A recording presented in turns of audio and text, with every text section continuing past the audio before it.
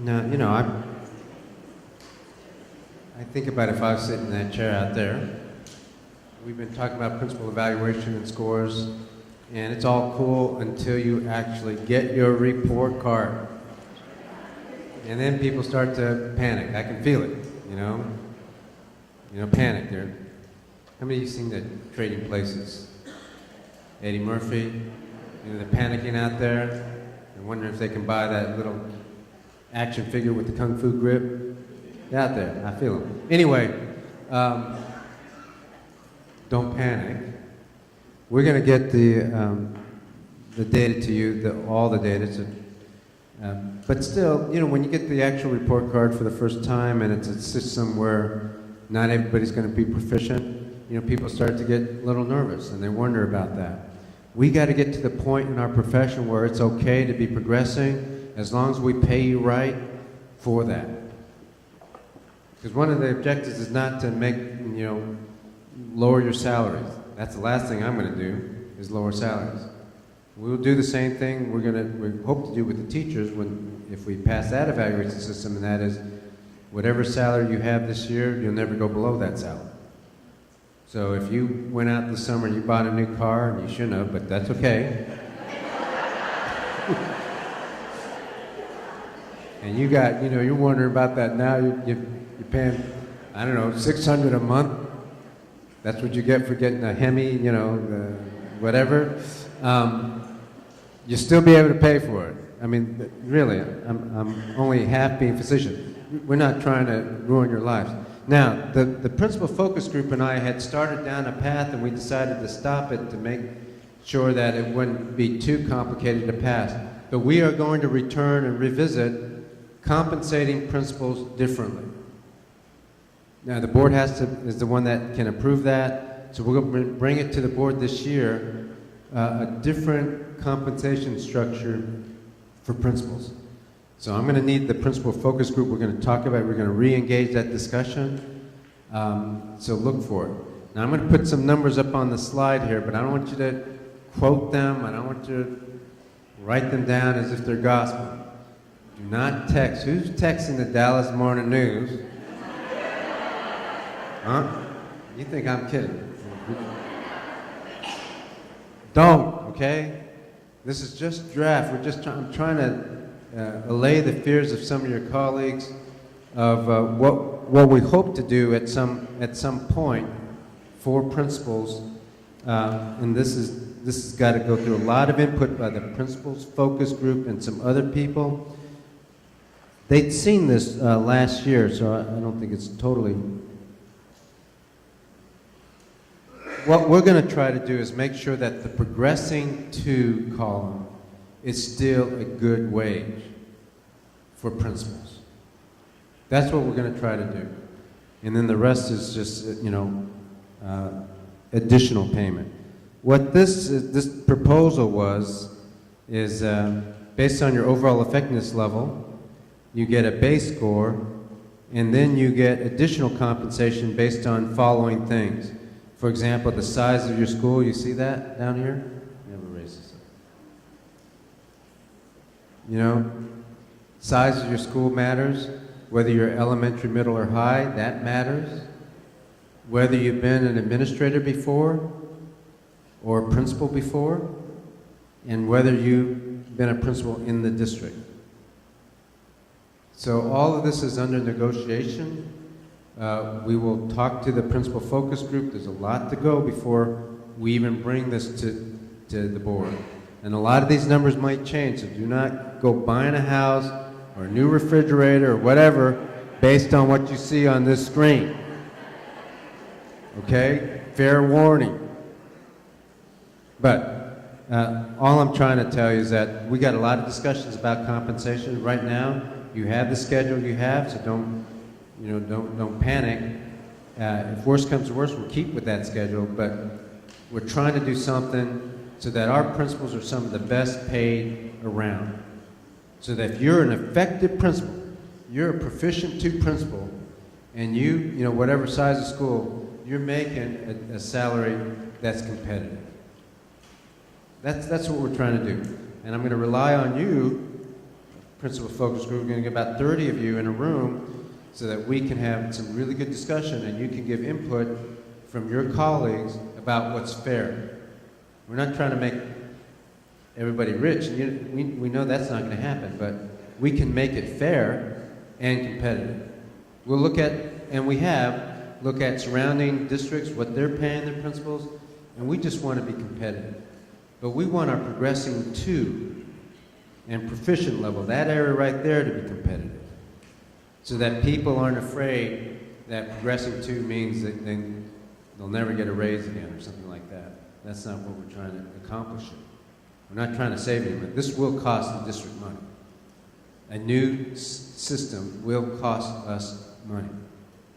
But I think you're worth it. I think the good principals are worth every penny of the dollars we spend on their salaries.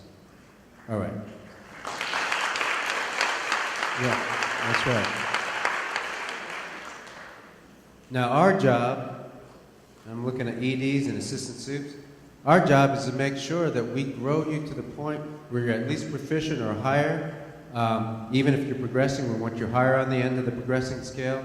And every year we're going to keep working on it. So it pays for us to know, how did you do last year on the performance piece, so we can focus some of our professional development on that. So for example, if we, Milan Savak and some others in school leadership put these graphs together, they analyzed the data. It was very excellent work, so thank you, Milan, and the other folks that helped you with that. But if you look at this is the numbers, raw numbers, this is the percentage of principals that on their rubric, under the leadership domain, 31% of the principals scored proficient, 18% scored proficient 2, and full 12% scored exemplary. That's a really good score as a group, as a team. And then you can go through and look yourself at how we collectively did. And I'm gonna get to some deeper analysis here in a minute. In fact, I'll do it right now. So let's just take leadership. Let's break that down. How did the principals do on the leadership rubric? So you can see here where they scored. Under reinforces core belief, that's good. That's huge, right? We're talking about 70, 82, 83%. 83% scored proficient or higher. Take a look at that graph and tell your partner what area did we collectively do the worst in. Talk to your partner real quick. What area did we not score so well?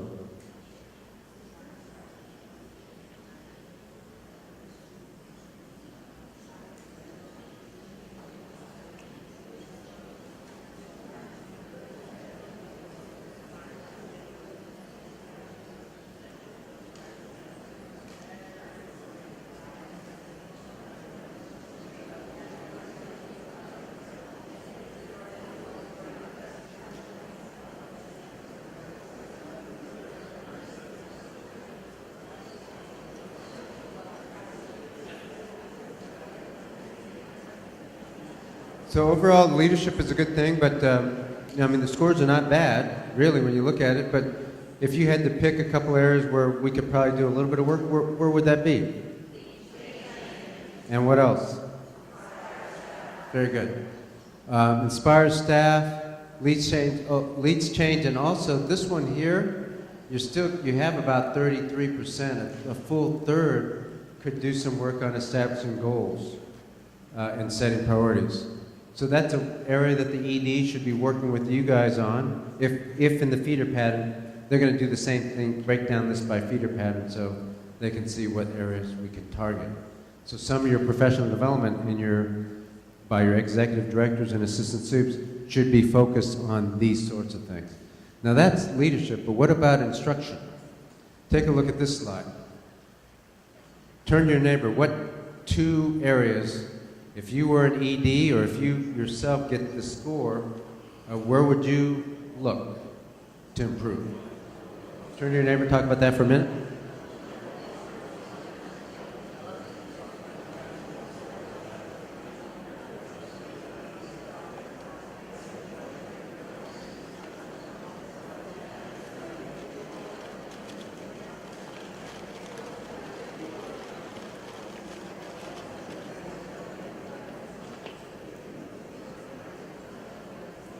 Okay, so quickly, somebody else, where's the greatest need? Yes, now improving the quality of instruction. What that means is when we looked at your scores on instruction in the beginning of the year, then we look at your scores on instruction at the end of the year, there should be a difference. So the question is, how can you help your staff grow? The instructional coach might be one thing, doing a lot more modeling, having more resources may be another. So how can you help your staff grow? The EDs are going to have to work with you to do that. The other area, what's another area? Yeah, progress monitoring is another area that a lot of us need to work on. There are some clear tips that you can do. There's clear things that you can do in your school to show folks that you're progress monitoring and indeed helping the kids and helping the teachers monitor their progress as we go. We talked about one of the key principles at the beginning of this day, right, about making sure you monitor progress, a continuous improvement model. What are some of the things you can do? That's a training discussion for you. Let's look at the next, staff development. What's the one that jumps out? Yeah, leadership capacity. So we're going to have to help you with that, but you know, you guys don't wait for us. To growing your leadership capacity, that's one of the principles we talked about earlier today. You got to grow your staff's leadership ability. We're going to do some things, but you do some things around growing that. And the EDs need to have a discussion because that's a pretty big group of people who need help with that. Okay? I mean, I'm glad to see that there's very few percentages in unsat. That's good. Effective management, we're actually doing pretty well there. Notice how low the score, how high the scores are over here, how low these are. Still, probably the biggest one is managing individual time, right? And there, I mean, I know some EDs, I'm looking for Jennifer, but I know that, yeah. I know some EDs really work with their principals on how to manage their time. And that's a good thing. And then the last category is professional responsibilities. Now, what's the biggest area there? Yeah, you know, and if that's the worst score you have, that's okay. But you know, the great principals at some point help their colleagues. The great principals do that. They know it's not just about their own school; it's about a profession. So at some point, you want to contribute to that, and there's lots of ways to do that. So, and I know somebody's out there sitting, I barely had time to just manage my building, Mr. Miles, last year. And that's okay. That makes sense. But as we grow, in the data team meetings even, contributing to that group of people is helpful. All right, so what I'd like you to do when you return from break and you go to your breakout sessions, after lunch, I mean, I want EDs and assistant supes, I want you to spend just a few minutes asking the group there to outline what their professional development needs are.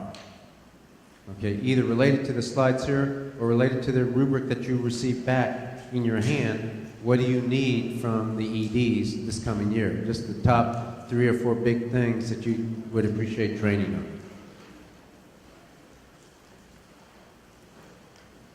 And finally, you know, I want to make sure that when we talk about the evaluation system, now that we're getting results, that we keep in mind why we had the evaluation system we have.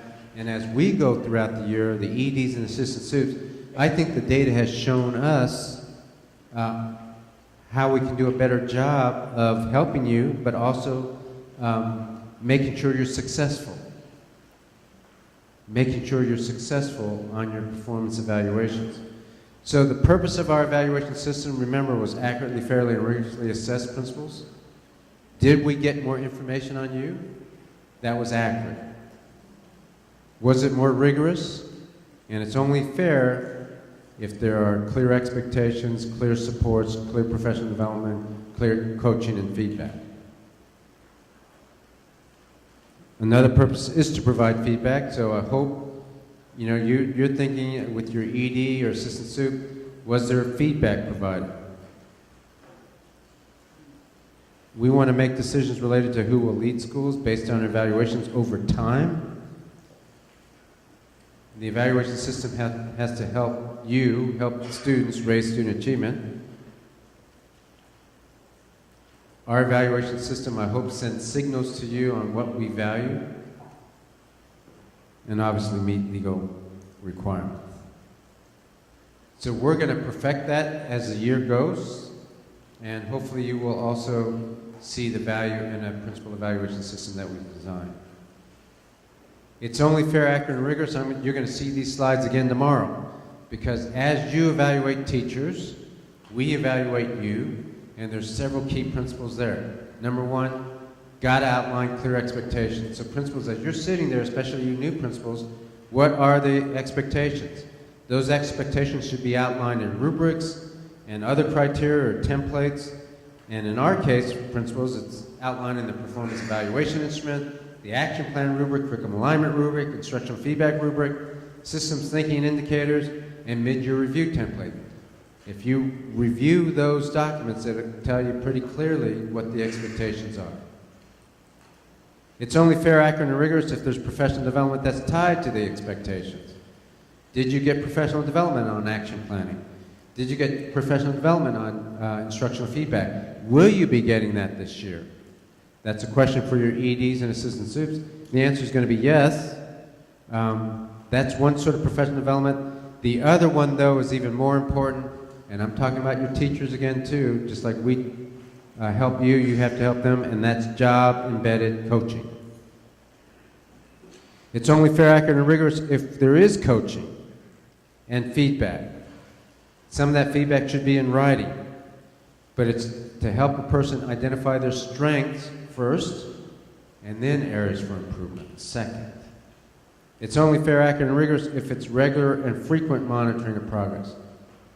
Not fair if you have an evaluation system that's rigorous, but nobody ever comes to look at your building or goes into your classroom. That's not right. It's only fair, accurate, and rigorous if there's a chance for clarification and for input.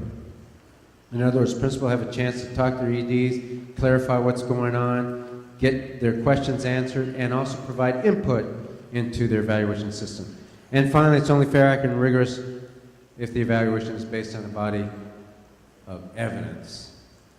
Then we can say it's fair, accurate, and rigorous. Okay. Questions about the data or evaluation system for me? Go ahead. At first glance, it appears there's a disconnect between how we've been dealing with campus leadership skills and then the need for help developing leadership capacity on the campus. Can you speak to that? Yeah, SILT is a leadership team that you are free to replace. We have provided instructional coaches, but how you design your leadership team is up to you. And we're getting away from this notion that people have to be paid for leadership positions. How about we pay you a good salary, and then all the responsibility that come with that you have to do. So in the new teacher eval system, we don't want to pay for an hour of leadership. We want to pay for leadership. Give them a good salary. So you design your SILT, in quotation marks, because we don't have SILT. You design your leadership team. And so it's not that we want to, I don't want to send the message, this is what you're saying a little bit, I think. Hopefully we're not sending the message that we want to devalue the leadership, or we don't care about leadership. We don't care about campus leadership. We do. But it is your responsibility to grow your leadership team the way you think it should be built. And it's our responsibility to pay teachers a salary large enough to capture all the responsibilities that teachers have to do. And you're going to see that in the new teacher eval system that we put together. Good question, thank you. Other questions about evaluations or anything like that? The data?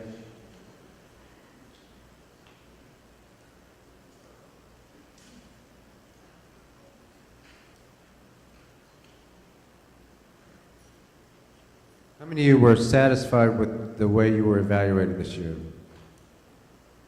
How many were dissatisfied with the way you were evaluated this year? That's funny. All right. So that probably means you need more information about it. You're waiting for your results, and I'm kind of in a wait and see mode. See what my actual data is. Is that the deal? Okay, I'm getting nods. All right, that's good. That's all right. All right, more to come on that down the road. Other questions for me about anything at all? Your last opportunity, because after lunch I will be around, but you won't come back here. Who's got a question about anything?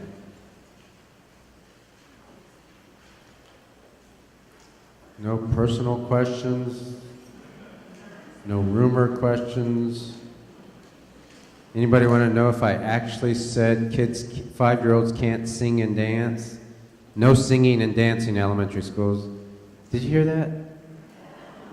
Yeah, apparently I told elementary teachers there will be no singing and no dancing. And apparently I said that 5 minutes after convocation where I danced. Yeah, that's a new one. So anyway, anything else you want me to explain? This is a not very curious group right now. Everybody's anxious to go to lunch. I gotta have 2 questions, so we'll stay here till I get them. Okay, go ahead.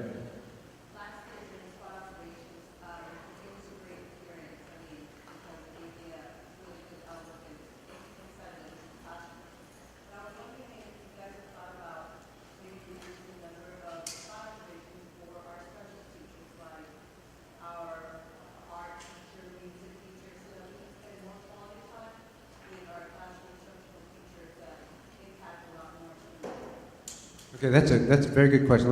Let me repeat it so you can hear it. The question was, last year the spot observation experience was great. Got into the classrooms a lot. That's good. Don't mind doing spot observations. Is it possible though to reduce the number of spot observations for the specialist teachers so that principals can spend more time with the core subject areas and give higher quality feedback? I'll entertain that with the assistant soups and EDs. Here's my gut feeling though about that. We're eventually going to get to the point where we have an evaluation system for all teachers that's rigorous. And if I was an art teacher or PE teacher, I would expect my evaluation to be fair, accurate, and rigorous. And if you're actually going to peg me to a scale, a performance scale, and then tie my salary to it and achievement to it, then principal, you better be able to monitor me and give me feedback and do all the things you do for that math teacher. So probably we need to keep the same number of spot observations so that our specialist teachers don't feel like they're not as important. I happen to believe that our specialist teachers are just as important as the core subject teachers. Now that's just me, but you need to ask your teachers that. But I also understand the time crunch, and we want to do the spot observations well. So let's figure out what the number of spot observations that make the most sense. You know, we did decrease it from 8 to 6, and so let's talk to EDs and assistant soups about that. Yes, go ahead.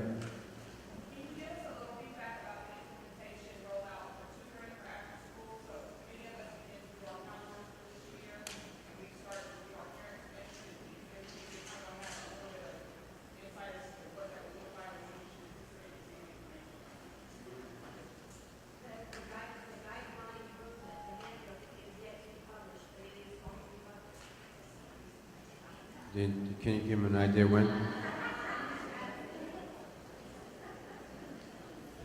We actually did a draft of a guideline or a handbook that I promised that you all were going to have before you left, and it has just been edited and re-edited and all, and it is just not ready. It's hopefully going to be ready by the end of this week. I'm looking at the assistant soups, so yeah, that's what I'm getting. Thank you. Thanks for asking. Appreciate that. Anybody else? Questions for me? A lot of the detailed questions you can ask your assistant soups too and EDs in the breakout sessions.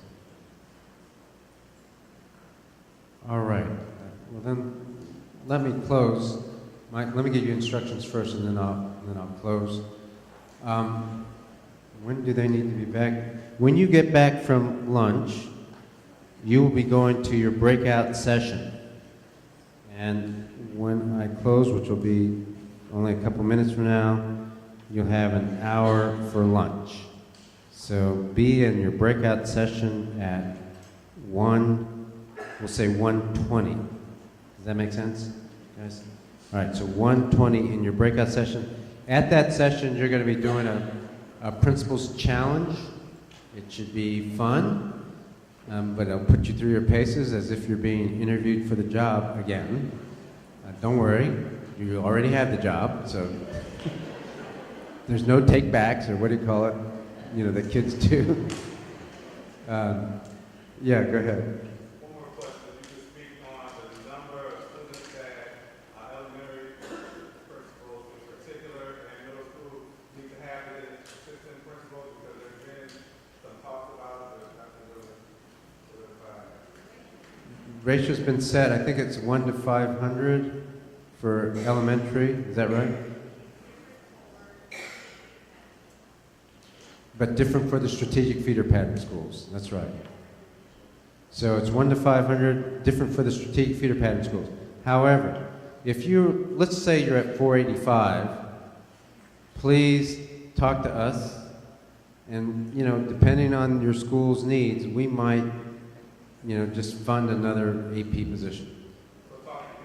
No, don't talk to me. I don't mind making a decision, you know that. I mean, there's a lot of different things going on, right? So, talk to Sylvia. You know, I would use your chain, right? Use your ED, your assistant soup, and then Sylvia. But look, I've been there, and sometimes you have a school over here with 480 kids, really high needs, a lot of, you know, discipline issues or community issues or whatever, and you need an AP. Over here, you can have 520 kids, no, you know, low number of special needs students or at-risk kids or whatever. So it's not just about it. We have to choose some number. Come on, right? So let's just be smart about it. And if you're really close to the line, I would talk to your EDs. Okay? We also have a budget we have to be within, by the way, but I think we can figure it out. Thanks for asking, though. Anybody else? All right. So you know what you have to do. The principal's challenge will be an exercise you do right after lunch when you get back to your room, 1:20. Guys, let me just close today. Well, I'll see you tomorrow, but let me just close today by saying thank you for the hard work you did last year. I think you could see that the results are pretty good. I know this is a tough time in order to get your schools ready. The training, though, I hope you receive, and the camaraderie and your time with your colleagues is also important. So be engaged. You were today. I appreciate that. You'll be tomorrow. We're going to give you Wednesday off so that, well, not off, meaning you won't be trained here. You'll be in your schools. You'll be in your schools doing your thing, your own training and things like that. So the training's important, and we try to get on the same page. So thanks for being here, and we will see you at 1:20.